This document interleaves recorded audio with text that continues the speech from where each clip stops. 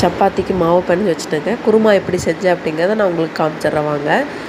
இஞ்சி பூண்டு பேஸ்ட்டு அரைச்சி வச்சுட்டேங்க. அதுக்கப்புறம் மிக்ஸி ஜாரில் பொட்டுக்கடலை, முந்திரி, அதுக்கப்புறமா பச்சை மிளகா 2, கொத்தமல்லி கொஞ்சமாக, அதுக்கப்புறம் தேங்காய் இதெல்லாம் போட்டு அரைச்சி எடுத்து வச்சுட்டேன். நீங்கள் கசகசா போட்டுக்கலாம். அதுக்கப்புறமா வந்து பச்சை பட்டாணி உருளைக்கிழங்கையும் வேக வச்சு எடுத்து வச்சுட்டேன். இதுக்கு வந்து தாளிப்புக்கு என்னென்னலாம் தேவைன்னா வெங்காயம், தக்காளி, சோம்பு, அதுக்கப்புறம் பட்டை, கிராம்பு, ஏலக்காய் இதெல்லாம் போடணும். ஃபஸ்ட்டு எண்ணெய் காஞ்சதும் சோம்பு போட்டுட்டு, அதுக்கப்புறம் பட்டை, கிராம்பு, ஏலக்காய் போட்டுட்டு, பச்சை மிளகா 2 பச்சை மிளகா உங்கள் காரத்துக்கு தகுந்த மாதிரி போட்டுக்கலாம். அதுக்கப்புறம் கருவேப்பிலை போட்டுட்டு தாளிச்சிட்டு வெங்காயம் போடுங்க. அதுக்கப்புறம் பச்சை வாசனை போனதும் இஞ்சி பூண்டு பேஸ்ட்டு போடுங்க. அதோட பச்சை வாசனை போனதுக்கப்புறமா தக்காளி ஆட் பண்ணுங்கள்.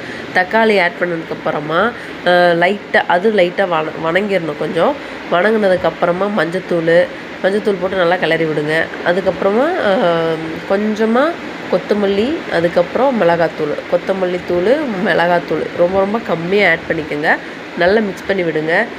எண்ணெய் பிரிஞ்சு வந்ததுக்கப்புறமா கொஞ்சமாக தண்ணி ஊற்றிட்டு அதுலேருந்து எண்ணெய் பிரிஞ்சு வரும். அதுக்கப்புறம் தேவையான அளவுக்கு தண்ணி ஊற்றிட்டு அது கொதி வந்ததுக்கப்புறமா தேங்காய் அரைச்சி வச்சுருந்ததை ஊற்றிட்டு அதுவும் நல்லா கொதி வரணும். அதுக்கப்புறமா நம்ம வந்து இந்த பச்சை பட்டாணி உருளைக்கிழங்க அதில் ஆட் பண்ணிவிட்டு நல்லா மிக்ஸ் பண்ணி விடுங்க. அதுக்கப்புறம் இறக்குற ஸ்டேஜில் வந்து ஒரு கொதி வரணும். வந்ததும் அதில் தேங்காய் எண்ணெயை ஆட் பண்ணுங்கள். உப்பு சரி பார்த்து சேர்த்துக்குங்க. அவ்வளோதான். இது வந்து சப்பாத்திக்கு ரொம்ப ரொம்ப டேஸ்ட்டாக இருக்கும். ட்ரை பண்ணி பாருங்கள். தேங்க்யூ.